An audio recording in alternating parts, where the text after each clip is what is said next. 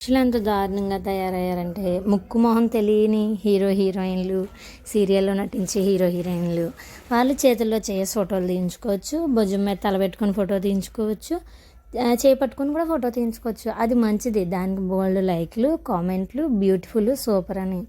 అదే రియల్గా భార్యాభర్తలు మాత్రం ఏ ఫోటో తీయించుకున్నా దాది తప్పు వాళ్ళకి. ఎందుకంటే వాళ్ళకి కళ్ళు అవి చూడలేవన్నమాట.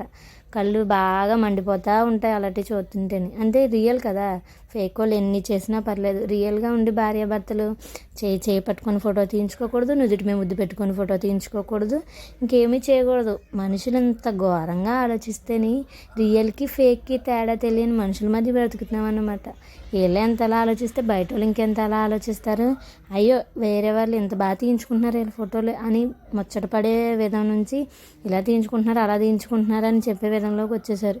ఇంక ఇలాంటి వాళ్ళు మార్చలేం కాబట్టి మనకు నచ్చినట్టు మనం తీయించుకోవడమే కదా, అంతే.